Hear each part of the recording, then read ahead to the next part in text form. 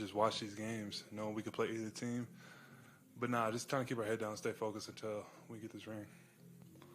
Hey, Michael, I guess, do you ever take time to reflect on this journey? I mean, given everything you've gone through with your back and everything, I mean, basketball could have been taken away from you at any point, and here you are in the finals, here you are, a valuable member of this team. Yeah, definitely try to take time to reflect and be grateful. I think been journaling, things like that. I try to do gratefulness journaling and just reflect during this journey just on all the things I ought to be grateful for. But at the same time, just stay hungry, keep working, never let up. But at the same time, you got to take moments to reflect, I think. That makes it worth it.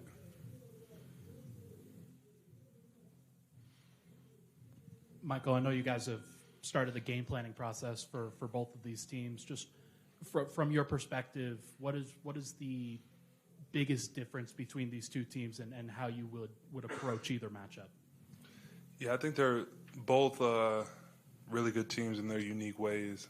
Boston is obviously very talented all the way through their whole roster. Got a lot of guys who can play.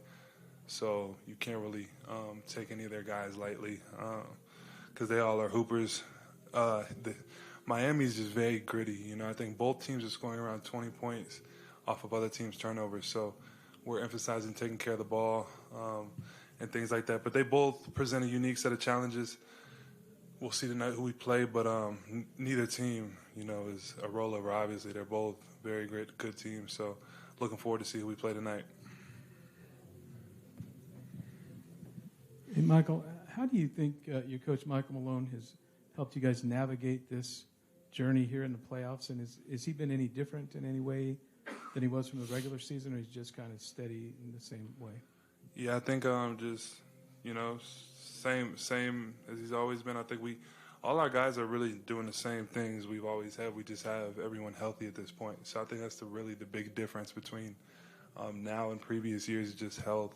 But everyone, no one's changed who they are during the playoffs. No one's tried to do things they haven't done all year. So I think really that's the key, was just all of us being healthy and being able to play as a group. Mike, what are you most proud of personally in terms of how your game has grown this season? I don't know. I wouldn't really say the word is proud of. I don't really look at myself like I've really made humongous leaps in any area. I still got a long ways to go. So, I appreciate when people say that, but I definitely have a long way to go and a long way that I know that I can reach. So I wouldn't really say that I look at anything for the past year and I'm too excited about it. I just keep trying to get better every day. Mike, where do you think you guys as a team have improved the most throughout the playoffs, if you guys have at all, just from game one, the playoffs to right now? I think we've been pretty consistent as a team throughout the entire playoffs. Every team we played has been a little bit different, Minnesota, then Phoenix, and then LA. So the game plan has been a little different, where guys are getting their shots. But as a team, as a group, we've stayed pretty consistent and together through this whole thing. So that's not going to change.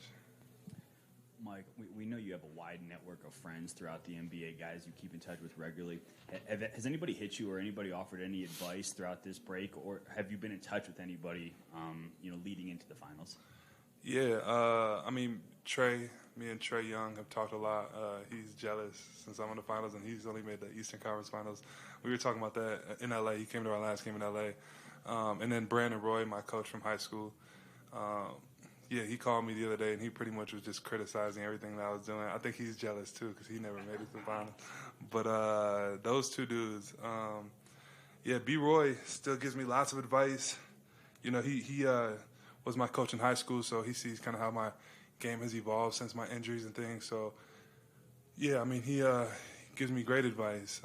That's a good mentor to me, but I'd say those two have been the ones who have been in touch the most. Mike, what's been the toughest part about this long wait, whether physically, mentally? And then my other question is, what'd you make of that last play in the Celtic game and Derek White's buzzer beater? It's definitely been a long wait. It seems like we haven't played a game in forever, so we've just been trying to stay in shape, stay in the gym, and just wait and see we play. We thought we would have known a while ago, but the Celtics, they're making history right now. They're being very resilient. So I'm very excited to see how tonight's game go. But, I mean, we're not really hoping for either team because they're both great teams. Like I said, we just got to see what happens. And then that shot, that was one of the craziest innings to a game I've seen. Jimmy Butler getting fouled on that three, and then Derek White hitting that buzzer beater. So, yeah, I mean, the Celtics are feeling really good about themselves, so it'll be interesting about tonight. And we know both of those teams play with extreme confidence. So it's just going to be a fun finals either way.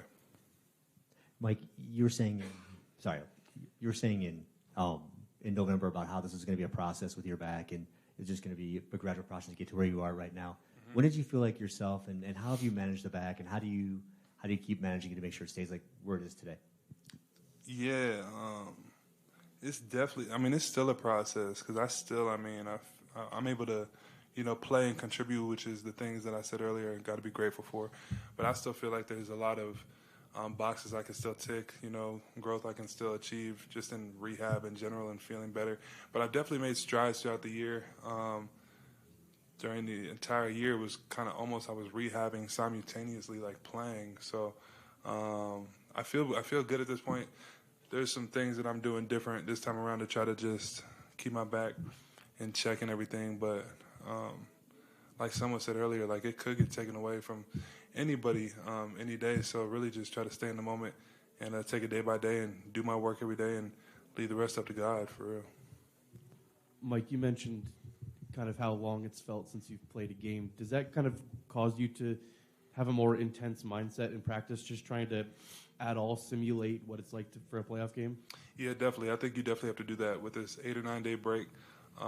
Try to just find ways to make yourself go harder than a normal practice, just so you're making sure you're kind of in shape. So trying to create game shots in the flow of practice, normal pace, game pace. And then I've been doing different conditioning things just to try to stay in shape. It's a little different when you're not playing games every other day to try to stay in basketball shape, but we should be good. We've been practicing pretty hard, things like that. Mike, you're a great offensive player, just like Carmelo Anthony used to be here for the Nuggets. What do you think about his legacy with Denver, and did you study his game as a kid growing up? Yeah, I'm a big fan of Melo. He was one of my favorite players growing up, and we've actually developed a relationship off the court. When I was in New York for that little stretch that we had against Brooklyn and the Knicks, we ran into each other and just chopped it up, and he told me, come kick it with him in the off season, come out there and work out with him for a little while. So that's definitely something I might do. But yeah, I'm a big fan of his and his legacy. That's definitely one of the guys I looked up to growing up, for sure. You guys have had a pretty good supporting cast. And I'm wondering specifically about Christian Braun. He seems to be a guy that embraces his role, even if it's 2 minutes here or there. What do you think of his approach and how he's handled his rookie year? Yeah, I mean, he's handling it as well as any rookie could. He's already a valuable piece of this team, and he's just a rookie. So I told him, you can't trip about playing a lot some games or some other. I mean, it doesn't matter how good you are. As a rookie on a good team, it's hard to get minutes. So he has he already has a very good foundation as a player on this team, you know what I mean? So going forward, he's obviously a big part of this team, and he knows that, to be able to play as a rookie in the playoffs and guard some of the best players in the world is pretty dope. And he just brings a winning culture. They won in Kansas. I knew Christian growing up, played with my little brother, so it's really good to have him on the team. All right, a couple quick ones on Zoom. We'll go to Jake Uedi with Hoops Hype. Hello. You talked about Coach Brandon Roy. I just wonder if you could talk about Seattle and its impact on your journey and where you are today. Yeah, Seattle definitely had a big impact. I feel like, growing up in Missouri and then moving out to Seattle and being around all those pros and getting coached by Brandon Roy, that was when I really took my game to the next level. And he helped me just get better every day and eventually become the best player in the country on the best team in the country. So that was his first year coaching, which is kind of crazy. But I think he's won 4 state championships since I left Seattle. And that's just a good friend of mine to this day. He loves basketball. He's just a really good dude. So Seattle definitely has a big piece of my heart. And that was definitely a dope time in my life. Next, we'll go to Mark Spears, ESPN. What's up, Mike? What up? Why do players love Sparky so much?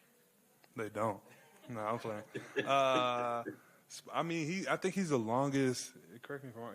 He's been here the longest out of any. Yeah, out of all the staff, he's pretty much been here the longest. So he's just the OG around here, and he's just a goofy dude. You know what I mean? He gives me encouragement before games, and we have our inside jokes. He's definitely. I'm close. I'm pretty close with him out of all the staff and the whole organization. Me and Sparky are pretty close. And yeah, he's definitely just a big part of like our team culture. Always bringing the upbeat attitude. Even though he's an equipment manager, he doesn't have to be that joyful every day. But he brings that good energy to the ball arena, and yeah, we just love that dude. So yeah, definitely a big part of what we got going on here for sure. And I also want to ask you about Calvin Booth when he got appointed GM. What were your thoughts, and what kind of respect do you have for what he brought to the team this season? Yeah, Calvin's my guy too. I think he's a real chill dude, real laid back dude, but he does what needs to get done on that side, and we have a good relationship. And obviously, I think it's pretty well known now the guys he brought in are a huge part of the reason why we're in the finals. Obviously, KCP and Bruce being two of those guys, but really the vets too. Like as much as the guys on the floor are contributing to us winning. Like DJ, Jeff, Ish, Reggie, those guys' attitude and their leadership is just as part of the reason why we're doing so well. So it's really just finding a group of dudes that mesh in the locker room is a big part of winning. And I think Calvin did a great job of that. All right, we have time for one more. We'll end with JD Dyer, Sky Sports. Michael, what's up, man? How you doing? What's going on? I just have a final message. I can imagine how you've been inundated with congratulatory messages from your friends, your family, and everyone else in between. But what's the best message you've heard over this period just to kind of get you ready and more than anything else so you can stay present? Yeah, I just think I would say my family, really. Just their encouragement, them being at the games, wherever that is, LA, Phoenix, they've been flying to the games to watch me play. And just we got a family group chat, so that's always the first thing I check after games, see what they were saying during the game. So yeah, I think just having a family like that, 7 brothers and sisters, and I'm really lucky in that area. So I'd say my family for sure. Thank you, Mike. I appreciate you guys.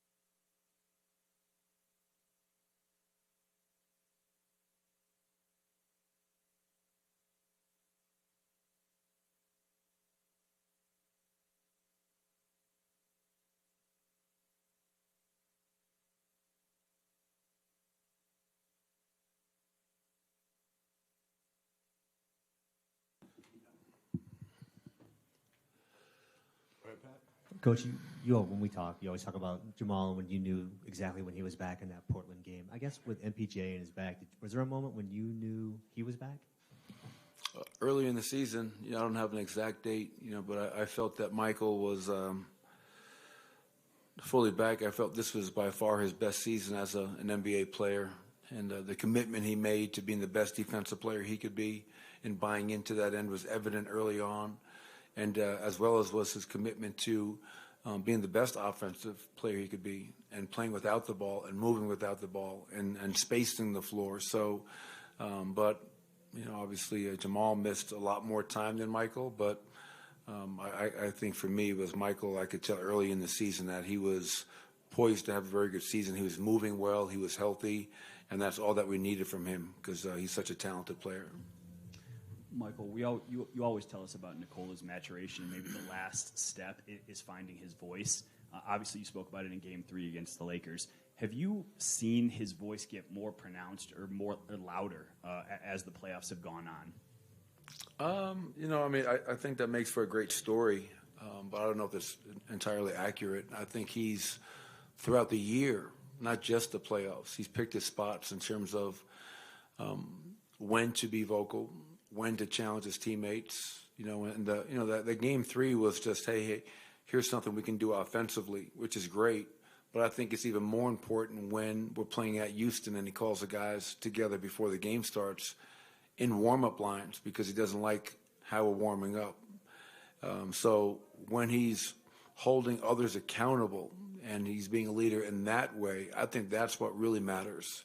And it's something where 8 years now, and you have to go back to early on, a young player, not from this country, English not your primary language. Like that's, hey, be a leader, speak more. That's hard.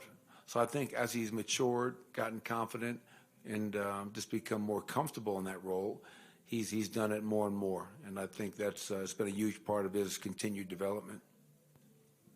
Michael, a lot of times a rookie has a difficult time joining a good team and not getting the minutes he was used to.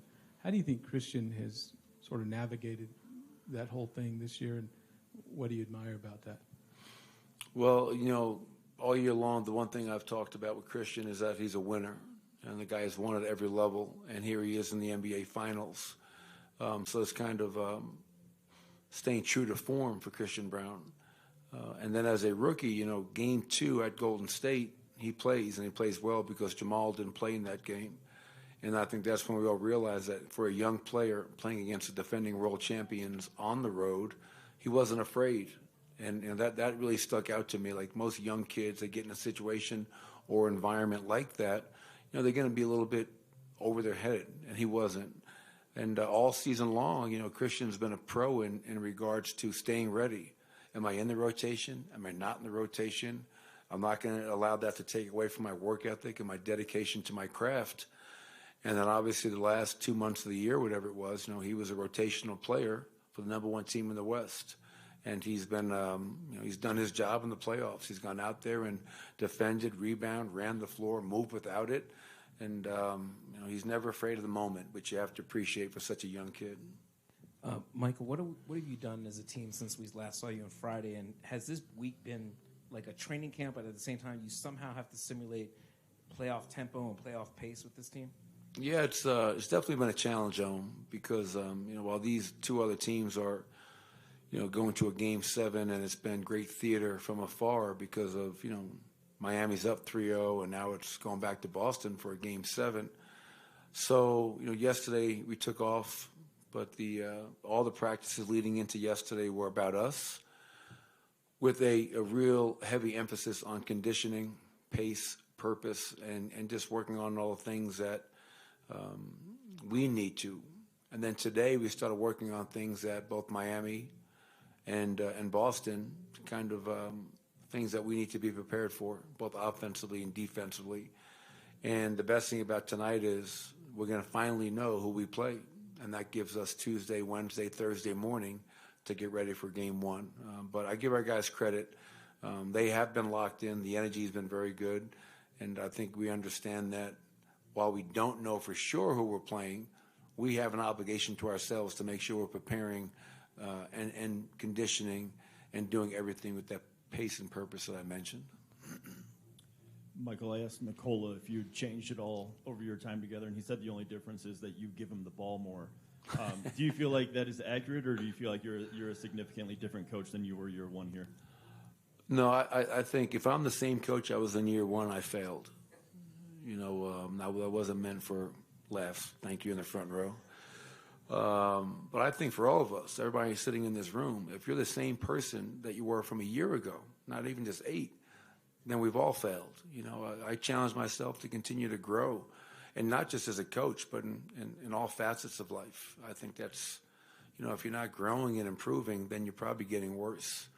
There's no doubt in my mind that I'm a much different coach than I was in year one.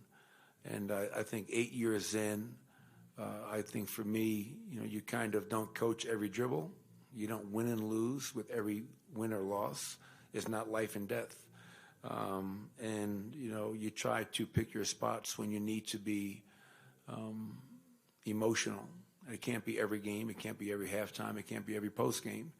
But over the years, I've challenged myself to look in the mirror, be honest with myself, listen to those around me, and become the best version that I can be.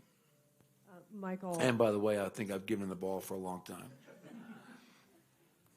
Michael, in some sense going off that, but I feel like one of the commonly used phrases in sports is trust the process. When you look at this Nuggets team going back to Nikola Jokic 8 years ago, Jamal, Michael, everything, is this the true definition of what trusting the process should look like or looks like in sports, this team? Yeah, I mean, I have to give so much credit to Stan and Josh Kroenke, and when we beat L.A. the other night in L.A., and I love the fact that they were there and part of that celebration. And I often allude to, my third season, that game 82 of Minnesota when we lost. We won 46 games, but we lost an overtime game to go to the playoffs. And probably 80-90% of pro sports teams probably would have said, we have to pivot here. We have to go in a different direction. And I can remember after that game being really dejected and down because we failed in that quest. But Josh Kroenke came over to me, put his arm around me, and was so excited. And he talked about how, look at how well our young players, Nikola and Jamal, just played in the play-in tournament before the play-in tournament. And I think the fact that they had the ability to be patient and take a step back and have a big picture approach, we have the chance to do something special if we let this continue to grow and develop and mature. And so, yes, I think trusting the process, I think being patient, and that's what all the great sports teams over the last 50 years, regardless of the sport, you look at teams like the Steelers, they've had 3 coaches in seems like 70 years. They're not changing. So the programs that change a coach every year or two never get off the ground. You have to let something take root, let it grow, go with the growing pains, and hopefully it blossoms into something like we've seen here in Denver. And I think the way we've done it, I hear from a lot of people saying, well, we want to be like the Denver Nuggets. We want to draft well. We want to have our players develop, add the right pieces around them, be patient, and see where it goes. So this has been really fun to be a part of that process, and I can't thank ownership, front office, for being as patient as they have been. Coach, what were your thoughts on the final 3 seconds of the Heat Celtics, and what were your coaching takeaways from that whole process? Nobody wants to hear my coaching takeaways. That was a crazy ending. Obviously, that game was won and lost quite a few times in the last 3 minutes. At one point, Boston looks like they're going to win, going away double figures, and then Jimmy Butler gets to the foul line. Al Horford fouls a three-point shooter.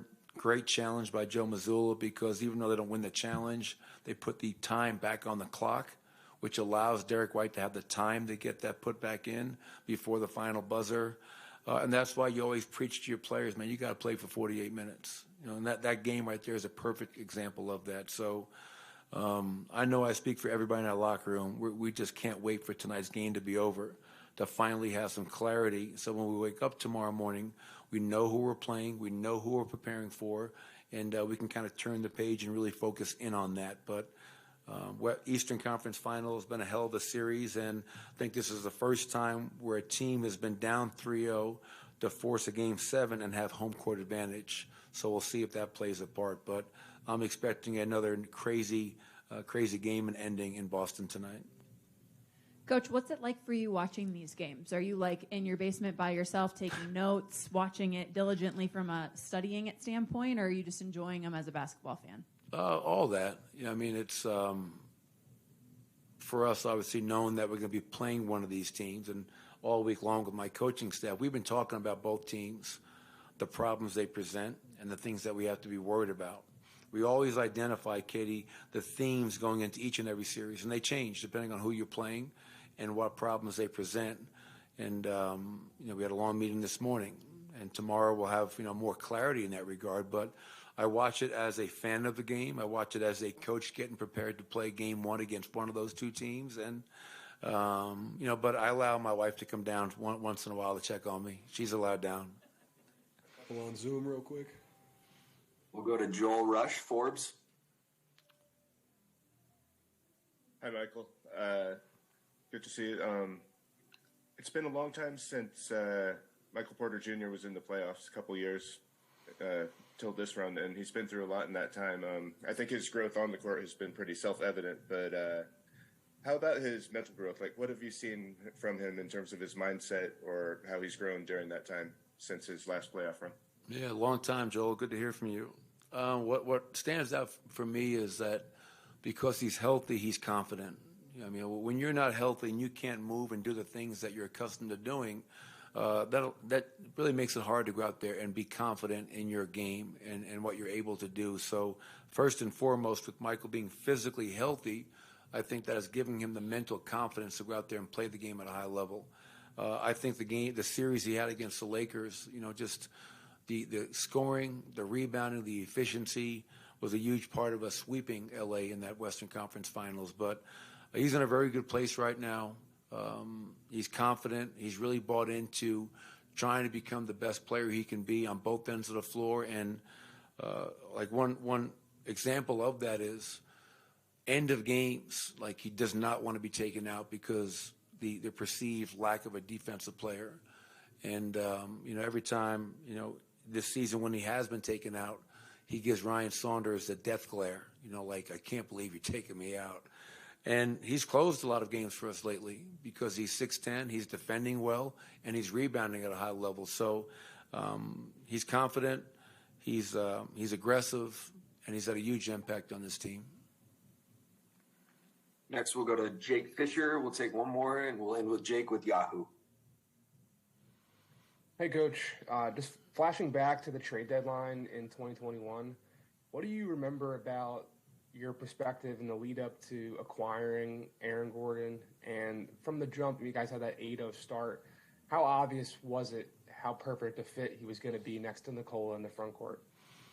Well, it's interesting. When I go back to that trade deadline, I think we were in Tampa playing the Raptors.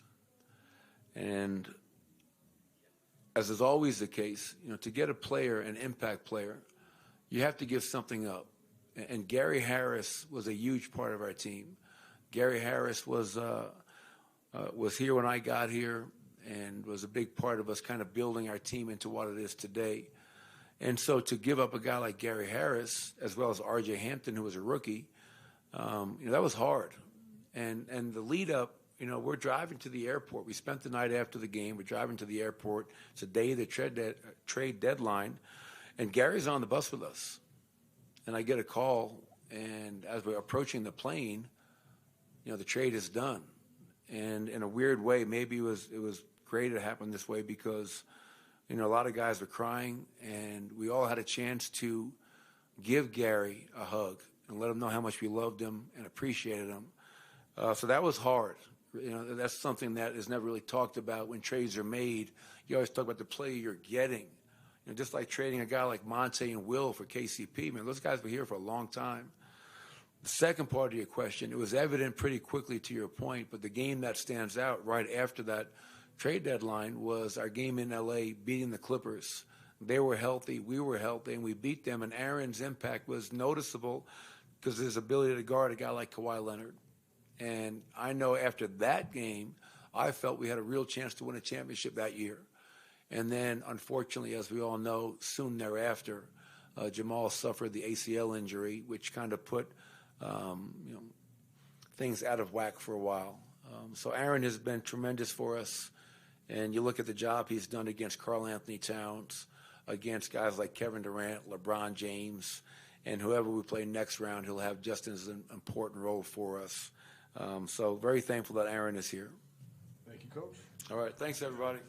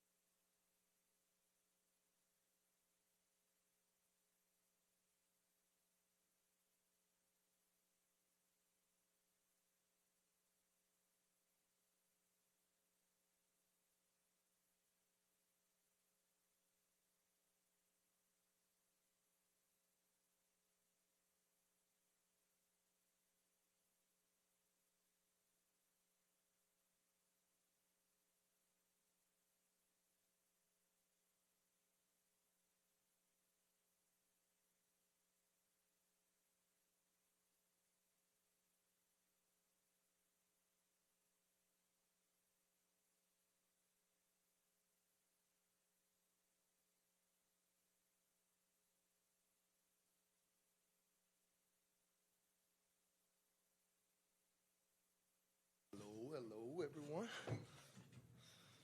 Contavious, how difficult has this week plus been, not knowing who you're going to face, and what has the emphasis been with that unknown kind of looming over this?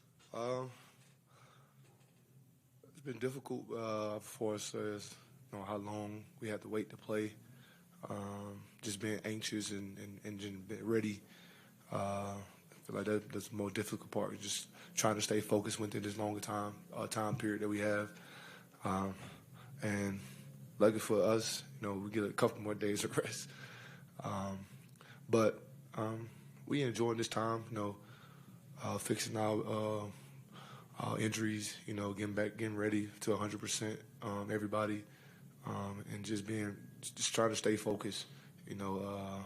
Everybody just reminding each other on what's at stake. You've talked a lot throughout these playoffs about how vocal you've been. Have you found yourself saying anything to keep the group locked in during this kind of strange 8-day layoff? I'm telling them what I see fit. I don't know. I haven't been. This my time I had wasn't this. I didn't have a long period of time to rest. But just talking, having a conversation. Just reminding everybody on the goal that we have. Just trying to tell them to keep reminding them to stay locked in. No matter how you do it, just try to do it the best you can. But I think as a team, and I think we doing a great job of that as far as coming in, getting our work in, off days. Just staying on treatment and just being ready. Aaron Gordon has kind of changed his game a little bit to kind of better fit in with what he needs to do for this team. What's that say about a number 4 pick who's willing to basically change his game like that? Says a lot, just being professional, making it work for himself and the team. Then it's just being a professional and just adjusting to your teammates in the organization. Kenny, you being the champion that you are, what does this team have on and off the court that has given you the belief that not only they can get to this point, but that you guys could finish the job?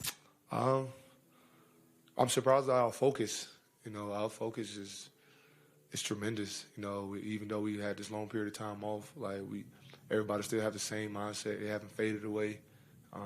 Everybody still have the same energy. They're just ready to play. Feeling a little antsy. I was just ready to get out there. Contavious, what did you learn about playing in altitude here? And if it is Miami, what's the benefit of you guys having been in this climate for 9 days, and then they got to come in and get adjusted in a day or two? I feel like we've been here a long period of time, just working out. I feel like it does affect us, just because I felt it before out there playing, but. Like you said, our advantage is them have to come in and adjust to the altitude, which we have been here for a while now. Doing that, working out, getting our breathing right, lungs, everything. It's gonna be that's an advantage for us, I would say. Contavious, you've played for a few different coaches. Is there anything about Michael Malone that makes him different or allows him to stand out? I have a lot of different coaches. No, I mean Mike is a great coach. Been knowing him for a while. I had his dad in Detroit as an assistant coach, so I've been knowing both of them for a long time. So he's just very professional about his job. He wants to get it done no matter what. Contavious, knowing how competitive you are, when the trade deadline, or I think it was this offseason when you ultimately get traded to Denver, what was your first thought going from a team, Washington, that's trying to get into the playoffs versus a team that's expected to contend for a championship? Was it a little bit of breath of fresh air? It was. For me, it was a breath of fresh air. Like, I got a chance to compete for a championship again. I just knowing this team, by playing them, I knew what we had and what I was coming into, and I fit well, I would say. It just fit like it made it so easy for me. When I did get traded, it made it so easy for me to like adjust and just be comfortable within myself and my game. Do you remember your first conversation with Calvin? Was there like a thank you? I don't recognize, I don't remember the conversation between us. But every time I see him, though, I do think him. Like we do talk, and just I'm happy I'm here, and then being able in the position to win another championship. Contavious, you guys have had a now significant time to really look at what Boston's done, look at what Miami has done. I know that the preparation for that is a little bit probably muted, just given you don't know who it is you're going to face yet. But what stands out about those two teams, and just watching them over the course of this last week? They both got a lot of fight in them. They're not going to back down and get up games easy. That's pretty much all I can see, right now as far as like watching the game.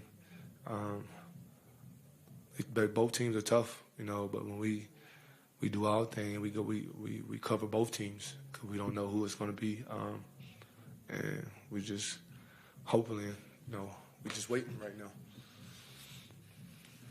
Pope, you mentioned the fit. You mentioned being thankful that you're here. If we talk just about style of play, how does this compare to other styles around the league? And is it more fun to play basketball the way that this team plays it?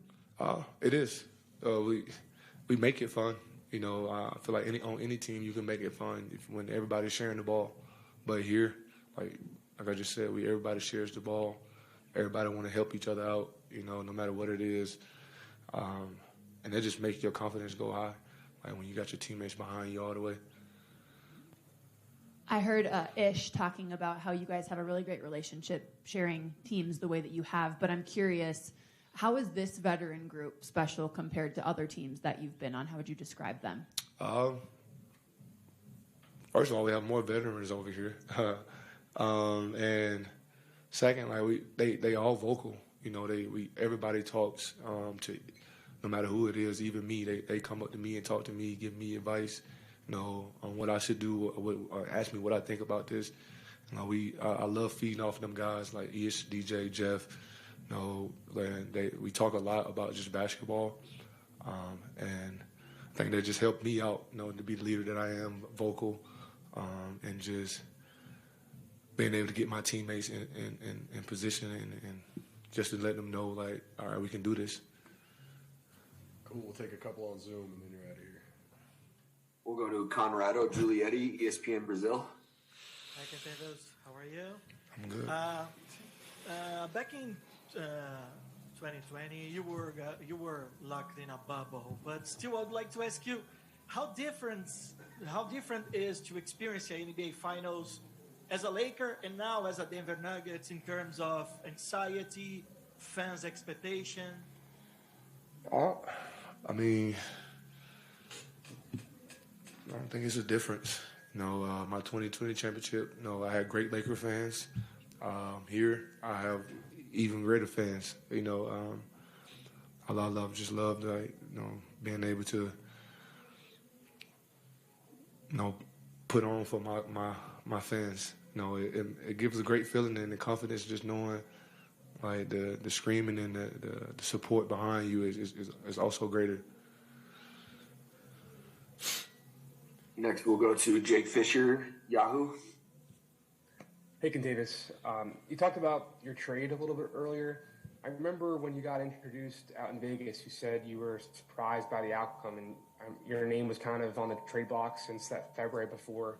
What do you kind of recall about the last few days as a Wizard before you got the call that you were heading to Denver? Where did you think you were going? What kind of changed from what you were expecting?